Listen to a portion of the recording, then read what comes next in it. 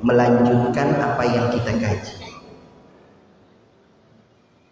Kata Nabi Shallallahu Alaihi Wasallam, ini menarik, salah satu hadis favorit.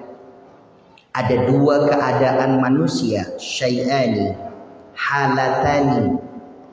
Dua keadaan manusia, saya dan Bapak, tidak mungkin bisa berpura-pura dengan keimanan kita. Nggak bisa, kalau bahasanya apa ya, nggak bisa sosoleh Pak. Nggak bisa mencitrakan diri bahwa kita nih beriman, orang soleh. Dua keadaan ini nggak bisa pura-pura kita. Dua keadaan ini. Apa dua keadaan ini Ustaz? Satu, indas sodmatil ula. Waktu pertama kali kita tertimpa musibah. Ini orang Pak, kalau pertama kali kena musibah, ujian, kira-kira yang keluar dari lisan kita tuh pertama apa? Naik motor, kempes motor kita. Yang keluar apa nih ucapannya? Kalau yang keluar ucapannya, maaf ya Pak, aduh sialan, aduh kurang ajar. Nah, itu sifat asli kita Ustaz. Itu aslinya ada di situ tuh. Di situ tuh. Watak asli kita baru kelihatan bagaimana. Itu pas ketika timpa musibah di detik-detik awal. Di awal-awal kita tertimpa sama musibah. Hati-hati Pak. Kalau sudah lama ya orang udah bisa sabar. Pertama kali Pak, lagi jalan, tiba-tiba kan ini hujan Pak. Terus motor mobil lewat, nyiprat baju kita Pak. Mau marah sama siapa? Orang hujan. Memang udah hujan, genangan banyak. Baju kita kena ciprat. Apa yang kita ucap Pak? Apa yang kita ucapin itu kebun binatang yang keluar? Dasar kupu-kupu misalnya.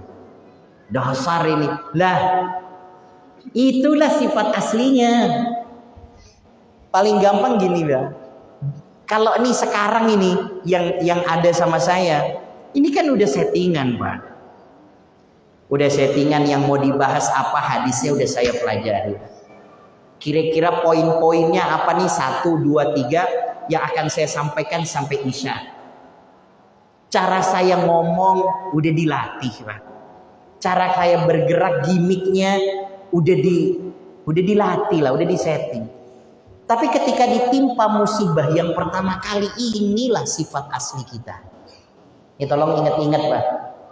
Waktu ujian pertama datang sama kita. Musibah datang sama kita. Makanya tanggal 21 Ramadan itu ujian berat juga Pak. Saya biasa nasihatin orang Pak Zamin, yang sabar. Kita biasa nasihatin orang nih, tenang Pak, insya Allah nanti dipertemukan kembali. Saya yang diuji gantian. Berat ternyata Mas. Gak gampang Masya Allah. Gak gampang, gak mudah. Betul Pak. Mau nangis gak enak sama ibu sama umi, gak nangis tapi ada yang ngeganjel, gimana? Separuh-paruh. Wah kada. Makanya supaya gak menjadi orang yang salah, pengennya jadi orang soleh, gak jadi orang salah nih. Gimana caranya Ustadz? Di keadaan pertama, ada dua keadaan. Keadaan pertama dulu kita bahas.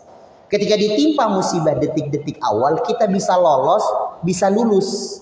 Jadi orang soleh bukan orang salah. Apa caranya Ustadz? Harus meyakinkan hati kita.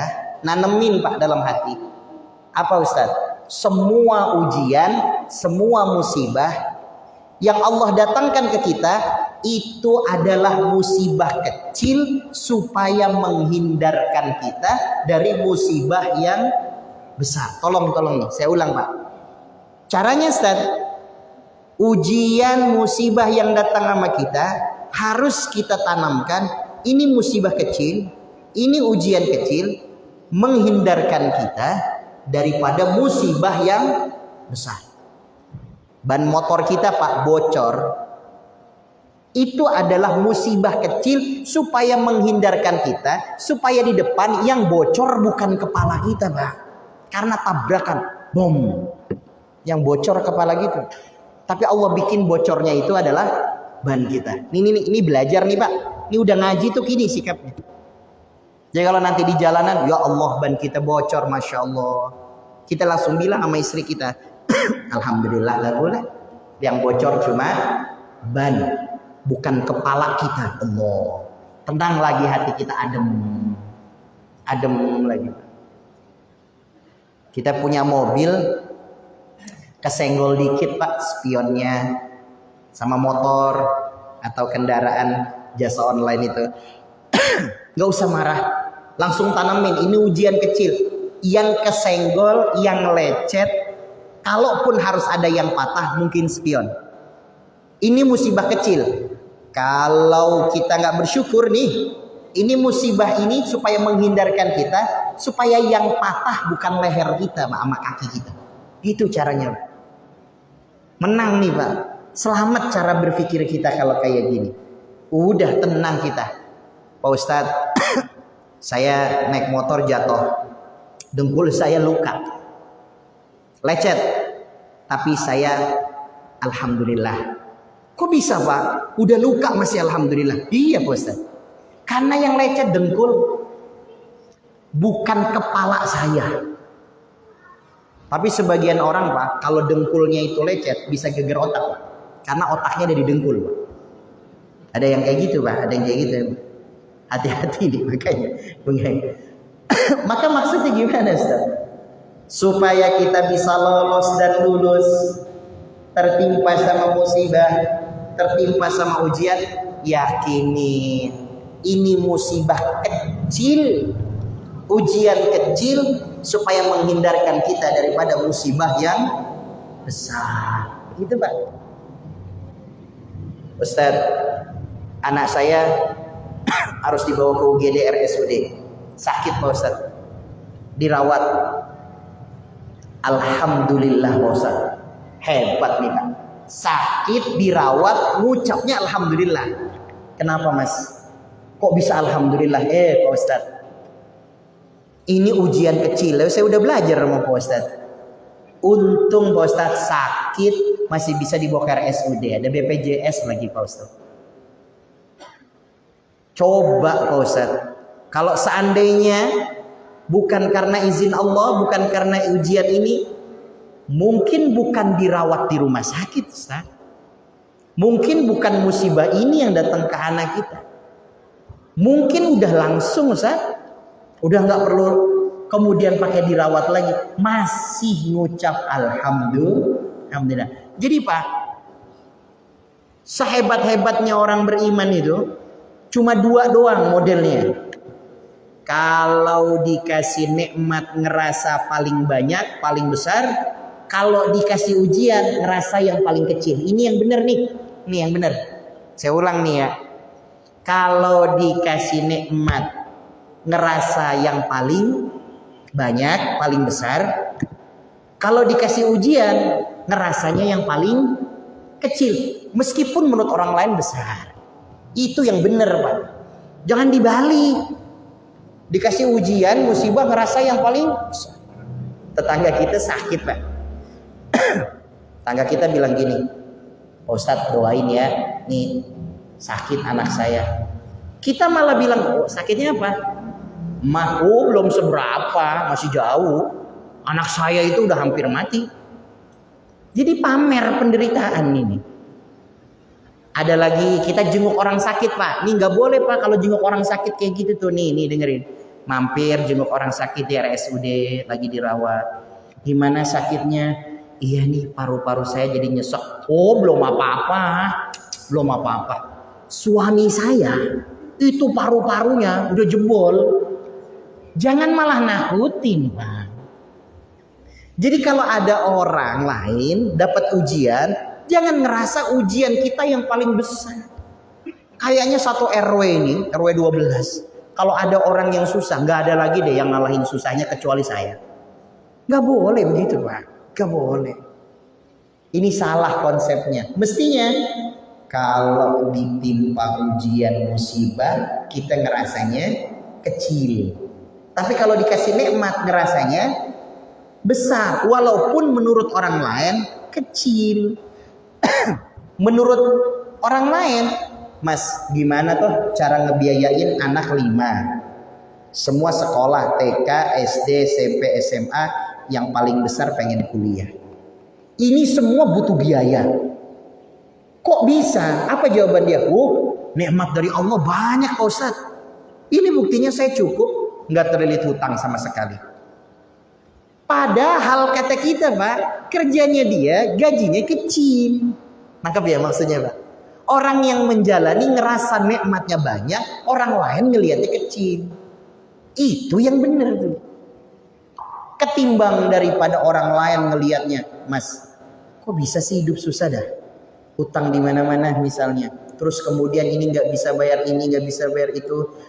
Anak putus sekolah. Kenapa Mas? Padahal kerjaan ada, kontrakan punya, apa-apa ada, kendaraan bagus. Lo kok masih kurang? Nah ini yang paling bahaya.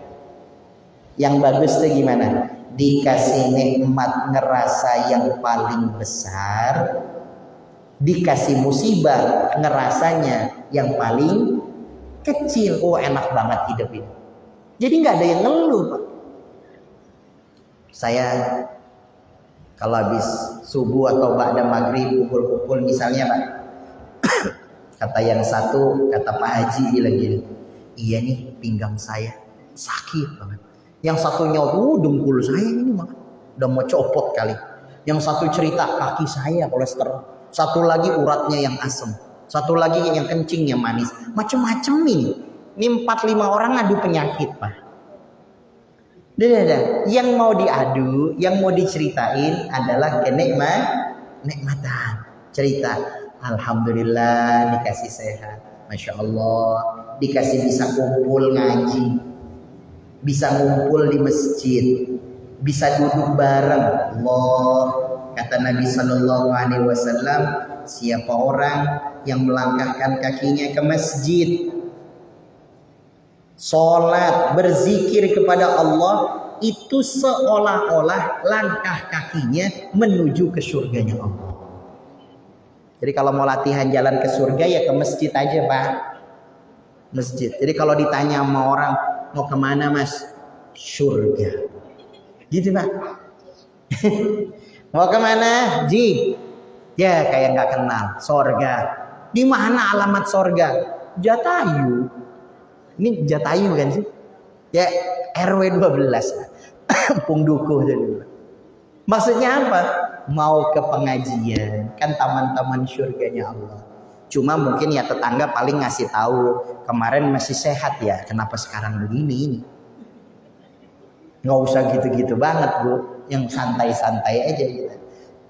Makanya nomor 1, keadaan yang nggak bisa diganggu gugat. Saya Bapak nggak bisa mencitrakan baik lagi nih, nggak bisa nih. Kalau ada acara kan kita bisa mencitrakan ya Pak, halal bihalal, buka puasa bersama, pakaiannya, cara ngomongnya, bertindak tanduknya. Tapi waktu ditimpa musibah ceger gitu Pak. Datang musibah, apa sikap kita? Itulah aslinya kita Pak. Tamam.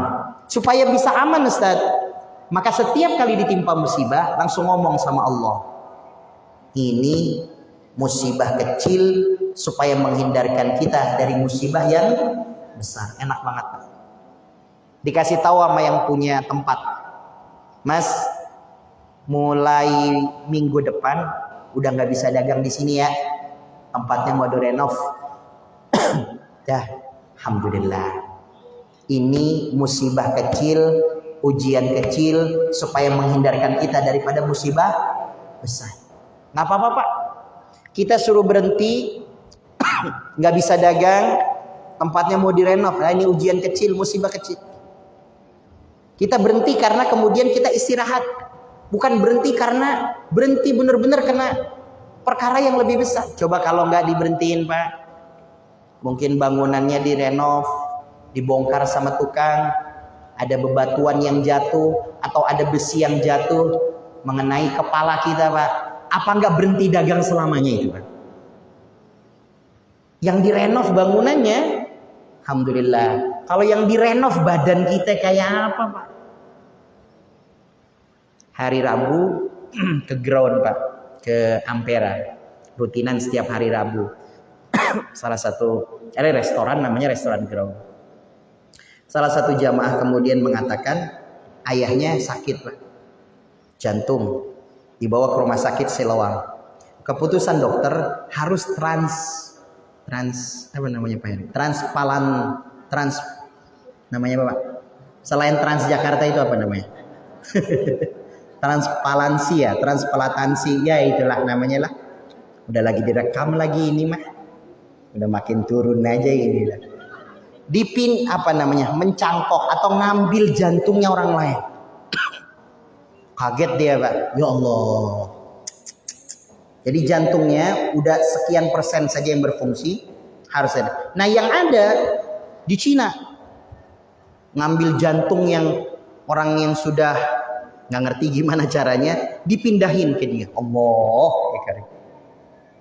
Ujiannya kayak gitu, Pak. Berat betul itu.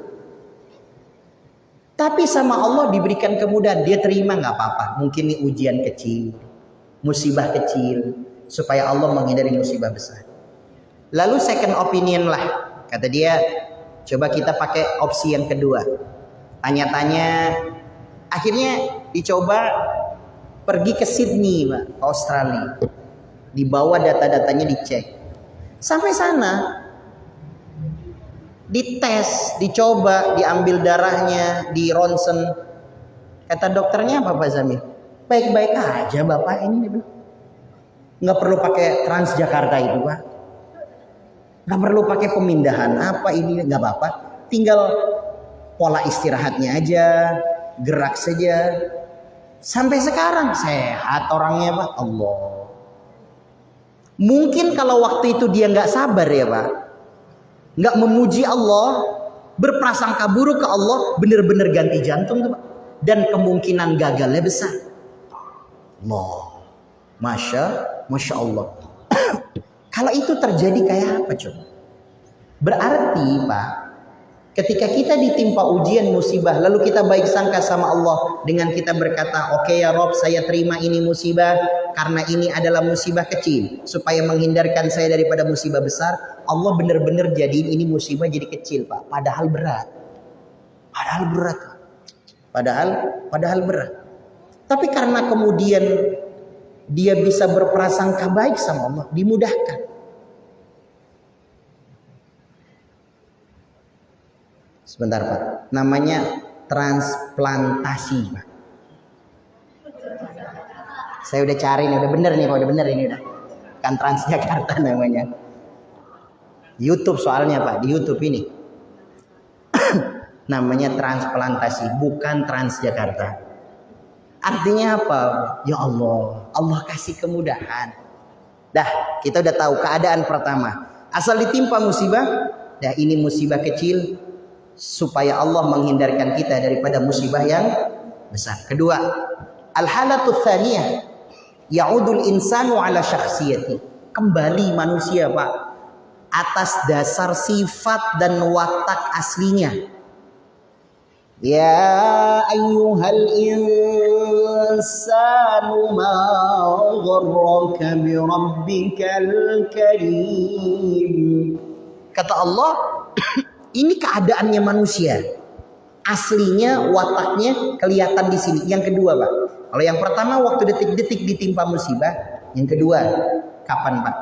Dimana kita nggak bisa pura-pura, nggak bisa mencitrakan, nggak bisa ngaku-ngaku.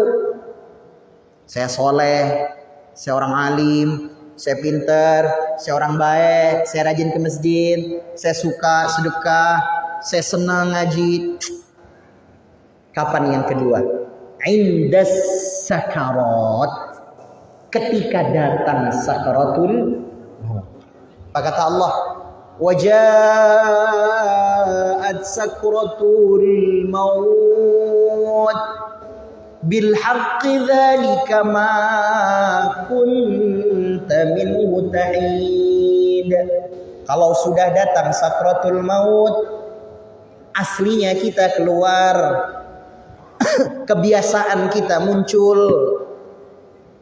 Inna ma'asha alaihi mata alaihi, yang punya kebiasaan ketika hidup, maka kebiasaan itulah yang menjadi akhir saat kita diwafatkan. Kebiasaannya kita apa? Kebiasaannya pas lagi sakratul maut, Pak, kita udah di situ. Saya udah ngerasain ini, Pak. Kalau biasanya nyaksin orang lain, orang minta tolong, Ustaz tolong talkinin. Sekarang yang kita talkin ayah sendiri, abah sendiri. Tapi senang kita, happy, Pak. Kenapa? Abah bisa ngucap Allah, Allah, Allah. Bisa nyebut. Itu campur-campur rasanya. Mau senang alhamdulillah. Karena bisa ngucap, tapi nggak pantas. Mau dibilang sedih, bagaimana? Ya Allah, ya Rabbi, ya Karim. Itu nggak bisa dibuat-buat, Pak, sakratul maut. Fa inna syaitana yahmiluna sab'ina alfan minasyayati. Sesungguhnya iblis, Pak, sesungguhnya syaitan membawa 70.000 pasukannya menghadap kepada orang yang sedang sakratul maut. Fakashafna, maka dibuka tabir pandangannya. Yang mau mati, mau meninggal, itu bisa melihat, Pak, semuanya. Allahu Akbar. Yang hidup nggak bisa ngelihat. Ya kalau saya yang nalkin bisa ngelihat, kita duluan yang matinya itu, Pak. Takut kita, Pak. Terus Pak Ustadz, mereka semuanya 70.000, Pak, menawarkan jasanya agar kemudian orang tersebut minta tolong sama saya, sama setan, agar dia lupa meminta tolong kepada Allah. Susah. Coba, Pak, saya coba ngasih bayangin ya, Pak. 70.000 tuh kira-kira 70.000 tuh seluas apa, Ustaz? Pak, stadion bola. Kira-kira segitulah, Pak. Lapangan bola. Jis. Itu seluas itu tuh, Pak. Kira-kiranya lah ya. 70.000, Pak. 70.000. Itu kalau kumpul semua di kamar kita, segitu, Pak, orangnya. Setannya, Allahu Akbar. Makanya jangan kaget, Pak. Orang dalam keadaan sakratul maut susahnya Masya Allah. Nggak bisa dibuat-buat ini, Pak. Nggak bisa dibuat-buat. Nggak bisa diandai, nggak bisa dipura-purakan. Maka inna ma'asha alaihi mata alaih, maka siapa yang kemudian diwafatkan itu kondisi kebiasaan. Kami pernah, Pak, dalam satu waktu diminta untuk mentalkin. Waktu kami datang, apa sih, Pak, yang bisa ditalkinin? Kita jadi ustadz bisanya apa, Pak? Ya cuma gitu doang. Bitanya cuma la ilaha illallah, Allah la ilaha illallah. Nggak ada yang lain. Mau doa apa, Pak? Kita cuma ya Allah mudahkan beliau dalam keadaan sakratul mautnya. Mau minta apa? Doanya apa? Mau minta dicepetin. Ya Rob, kesian, matiin aja sekarang. Nggak enak ngomongnya, Pak. Enak ya. Tapi maksud hati kan gitu keluarganya. Pak Ustadz doain dah. Kalau emang sekarang waktunya mudah-mudahan dicabut dengan baik. Maksudnya gitu kan. Kalau emang masih ada rezekinya hidup, ya biarin dipanjangkan umurnya. Kan gitu maksudnya nih. Cuman kan gak bisa nyebut secara langsung, Pak. Ya Allah, kalau emang dia harus mati sekarang, matilah. Kalau emang harus meninggal, meninggallah. Kan gak bisa doa begitu, Pak. Maka yang bisa kita lakukan cuma talqin, Pak. La ilaha illallah. Bapak ikutin kita ya. La ilaha illallah. Susah, Pak. Susah. Diem aja. Tiba-tiba orang ini menoleh, Pak, melototin saya. Nengok dia melotot, Pak. Ketika dia melotot, kemudian tangan dan kakinya menekuk, Pak. Kayak orang ngulek gitu, Pak. Kayak seolah mencengkram. Lalu diputar kepalanya ke kanan, diputar kepalanya ke kiri. Lalu dia julurkan lidahnya Pak. Lalu keluar dari lidahnya, dari mulutnya itu berbusa-busa. Tiba-tiba kemudian badannya mengangkat sedikit. Seketika itu kemudian itulah nafas terakhirnya dia. Selesai saudara. Allahu Akbar. Meninggalnya masih dalam keadaan ketakut. Dengan matanya ngeliat kita. Itu keluarganya Pak. Saking takutnya keluar Pak. Tinggal saya sendiri doang itu. Itu bukan karena saya berani Bang Arif. Udah kadung jadi ustadz aja. Orang melototin saya. Kalau saya bukan ustadz saya kabur juga. Ustadz. Ya saya takut dicekek Pak. Di film-film kan kalau gitu kan dicekek Pak. Banyak kan nonton siksa kubur ini Pak. Tapi karena udah kadung jadi ustadz ya ayo aja dah lah. Ya ini mah cekek-cekek wah sekalian lah. Gelut-gelut dah ini mah. Tapi apa yang terjadi? Masya Allah. Kita ngelihat. Kenapa sih? Sampai kadang-kadang kemudian tanya, sagi santainya nih, ada apa sama saudara perempuan ente ini? Kenapa sebegini sulitnya sakratul mautnya? Apa kata kakaknya? Ustadz, ya ini mah bicara dengan Ustadz ya. Saya juga menyampaikan kepada Bapak Ibu sekalian sebagai bentuk hikmah pelajaran. Tentu tidak disebut nama, tidak disebut di mana. Kata saudara laki-lakinya, Ustadz, memang di masa hidupnya saudari yang perempuan kami ini kental sekali dengan perdukunan. Kental sekali Ustaz. Beliau takut tidak dianggap cantik, kadang menggunakan susu. Beliau khawatir kalau dagangnya sepi, sudah mulai mencari-cari. Semua alat sudah Ustaz. Ditaruh di tempat dagangannya, ditaruh di tokonya, ditaruh di rumahnya, ditaruh di lemarinya. Kami berulang mengingatkan, tapi apa daya? Jawabannya selalu, kalau gue susah, lu juga kan ikut susah. Kalau gue kaya, lu juga kan ikut senang. Anak-anak lu juga gue kasih duit. Gitu terus ngomongnya Pak Ustaz. Hari ini kami belajar. Betul kata Nabi SAW. Man atakahinan, siapa yang mendatangi ahli perdukunan, maka tidaklah sakratul mautnya adalah sesulit-sulitnya sakratul maut. Jangan deket-deket Pak. Dan jangan deket-deket dah. Gak usah kayak begitu-gitu banget dah. Gak usah gitu-gitu aja. Kita jual makanan, makanannya nggak laku, garamnya aja tambahin Pak. Biar sekalian gitu. Darah tinggi sekalian. Jual rujak gitu Pak.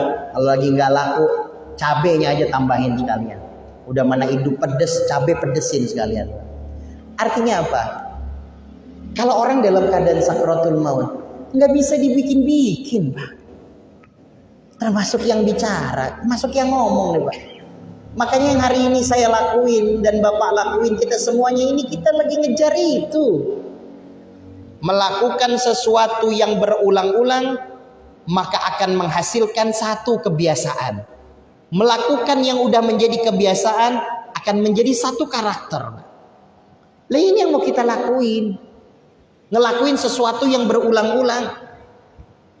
Saya kalau ngaji berulang-ulang Pak. Kalau nggak rutin-rutin nggak usah ngundang lah. Nggak usah. Sebab kenapa? Takut nggak istiqomah. Takut nggak rutin. Kalau rutin berarti jadi kebiasaan. Kalau kebiasaan jadi modal Pak. Nanti kalau Allah mau angkat roh kita, mudah-mudahan dalam keadaan yang kita istiqomahkan itu. Istiqomah sama majelis ilmu, nggak jauh-jauh dari majelis ilmu. Istiqomah sama Quran, nggak jauh-jauh wafatnya dari Quran. Seneng bangun malam, wafatnya nggak jauh-jauh daripada tahajud. Cinta sama yatim, wafatnya nggak jauh-jauh daripada sedekahnya. Begitu terus Pak, kita akan diwafatkan dekat dengan kebiasaan kita. Ya Allah, nah itu yang kita mau cari. Nggak bisa dibuat-buat Pak. Kami juga pernah merasakan Pak, pengalaman. Karena kita ini kan, kita kan di lapangan ya Pak, orang lapangan gitu. Ustadznya juga ustadz, ya punten gitu Pak. Kita ustadz kampung gitu loh Pak. Bukan ustadz, apa kalau bahasa kita? Ustadz kampung, bukannya ustadz dari penceramah tablik abar gitu. Jadi kita di masyarakat gitu Pak. Ketemu gitu. Ada orang yang kemudian minta izin dibantu untuk mentalkinkan. Siapa saja boleh mentalkin, Pak. Siapa saja boleh. Tidak perlu ustadz juga mentalkinkan sendiri bisa, Pak. Nggak perlu ustadz. Adik kita, anak kita, siapapun boleh mentalkinkan. Sampaikan saja di telinganya, la ilaha illallah, la ilaha illallah. Silakan. Cuma ini masalah mental keberanian aja. Ada di antara kemudian yang kehidupan sehari-harinya, maaf dalam tanda kutip, kayak bukan orang soleh gitu, Pak. Dalam tanda kutip. Tapi dalam perjalanannya, Pak, lalu kemudian dia datang waktu sakratul mautnya, nggak sulit sakratul mautnya, dan meninggalnya pun di waktu yang baik, di hari Jumat, ba'da subuh, selesai kemudian sholat subuh, kita dipanggil, waktu syuruk belum datang, lalu kita datang, kita talkinkan, lalu kemudian menjadi akhir nafasnya selesai, ba'da sholat Jumat disolatkan. Seorang bertanya gini, Ustaz, kita mau belajar ilmu nih. Ini orang ya hari-harinya kita paham lah. Tapi kenapa dia kok di ujungnya dimuliakan begini semua? Ustaz tadi lihat kan, orang habis sholat Jumat ada yang keluar ada, tapi banyak yang masih di masjid buat sholat jenazah. Itu lebih dari 40, bahkan lebih dari. Itu waktu ayah saya disolatkan, abah disolatkan di masjid Al-Abror aja, itu saya hitung tuh Pak, ada 270 Pak. Itu 270 tuh 3 atau 4 soft, 3 soft setengah. Banyak tuh Pak, hampir 300. Ini semasjid full, berapa ini? Tapi orangnya, ya. Lalu kemudian saya sampaikan gini, surah Al-Qari'ah, kata Allah, fahuwa fi 'ishatir radiyah. Yang Allah inginkan dari saya, yang Allah inginkan dari kita Pak, yang Allah inginkan dari hamba-hambanya adalah amal soleh yang diterima. Enggak mesti semuanya Pak, satu aja ada yang diterima, cukup Allah muliakan kita. Ini dengerin baik-baik Pak. Andai ada satu yang diterima, hidupnya nggak kelihatan baik. Pandangan manusia nih, hidupnya nggak seperti kalau Ustadz kan sholat bacaannya gitu. Kita yang malah kemudian deg-degan kadang-kadang. Nggak ada tampilan nih Pak, kayak orang salah, bukan soleh, kayak orang salah. Tapi ketika wafat dimuliakan kayak orang soleh. Bahkan bukan kaya deh Ustaz, emang orang soleh ini kalau begini caranya. Apa jawabannya Pak? Banyak kali amal solehnya, bukan banyak sedikit Pak. Allah tidak melihat banyak dan sedikit, betul ya? Yang Allah lihat Pak, yang Allah pandang, ada yang menurut Allah. Allah senang sama amal ini, mungkin karena ikhlasnya, mungkin karena kerja kerasnya, Allahu a'lam, dan Allah terima. Satu amal aja Pak, udah cukup ngangkat derajat dia. Meninggallah orang ini Pak, selesai. Ya biasa kan ya Pak, 7 hari, 40 hari. Di hari ke-40, di hari ke-7 baru kita dengar Pak, ada seorang ibu yang menyampaikan. Dia nangis, ya Allah, udah gak ada lagi orang yang ngebiayain kedua putri saya. Si ibu ini Pak, seorang wanita yang sudah separuh baya lah, usianya sudah 50 tahun, belum tua banget sih. Punya anak putri 2 Pak, SMP apa gitu Pak. Ternyata yang biayain dari dari SD waktu bapaknya meninggal kecelakaan, itu si orang ini Pak. Allahu Akbar walillahilham. Tidak ada satupun manusia yang tahu. Mungkin dia takutnya orang sosokan loh, orang nggak bener aja gitu kan. Yang tahu si ibunya ini aja. Dan dia ngasih syarat ke ibunya, jangan ceritain ke orang-orang ya, malu saya. Malu. Tidak diceritakan Pak, baru diceritakan ketika wafat. Allah. Apakah ini kalian terima? Mungkin, tapi Allahu a'lam Pak. Setidaknya orang baik itu Pak, kalau sudah meninggal baru keluar baiknya. Baru keluar gitu. Oh iya. Allahu Akbar. Si ibu cerita, udah nggak ada lagi yang ngebiayain 2 putri saya. Pak, dari SD sampai SMP, berarti berapa tahun ya? Itu ternyata dia yang bayarin SPP sekolahnya, jajan sekolahnya. Kata si ibu, dia samperin Pak Ustadz. Belum pernah kami datang ke rumahnya untuk meminta SPP. Enggak, dia udah hafal Pak Ustadz tanggal berapanya. Dia selalu lebihin buat jajan anaknya.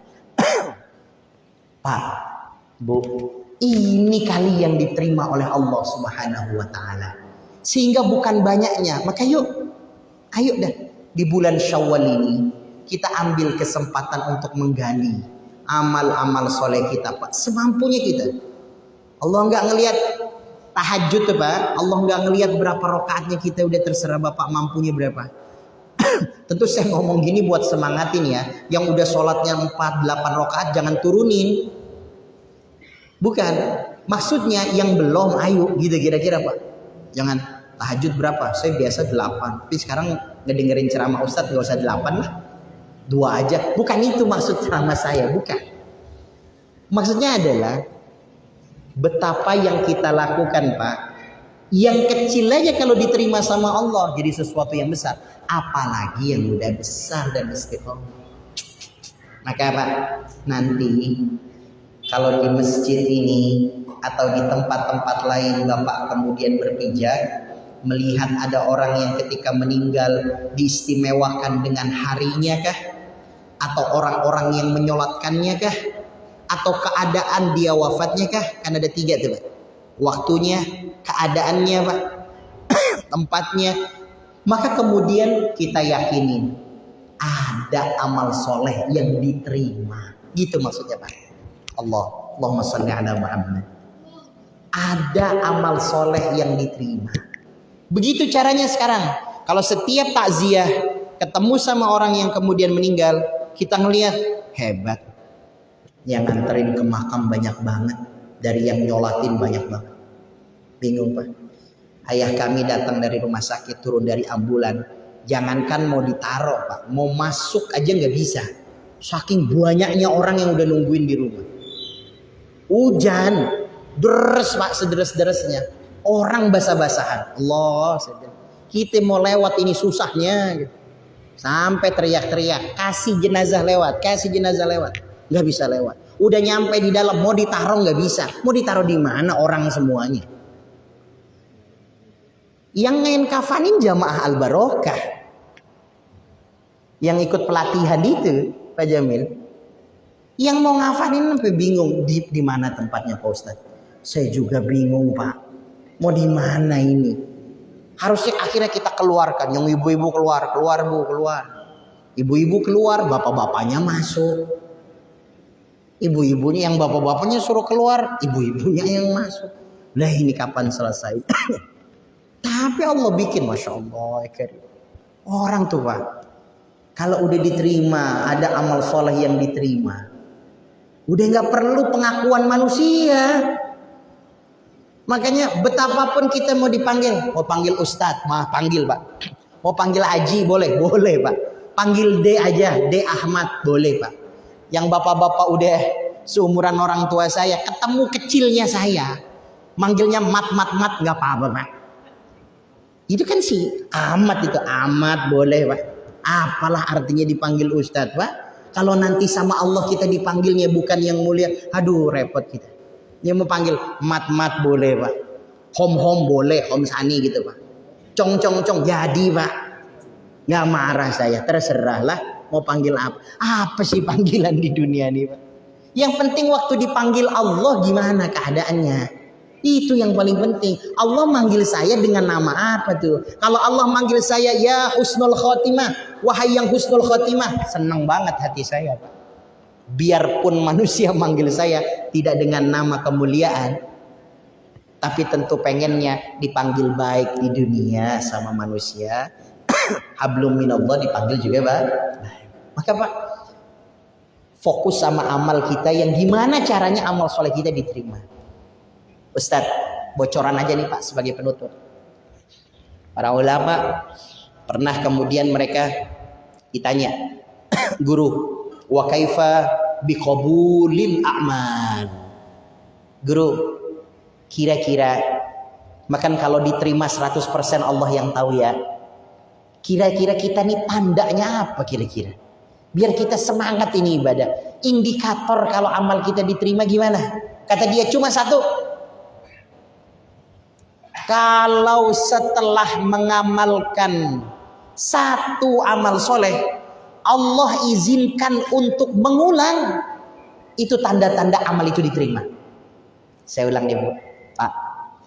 Kalau setelah mengamalkan satu amal soleh, sholat, ngaji Quran, Allah izinkan amal itu berulang, itu tanda-tanda diterima Pak.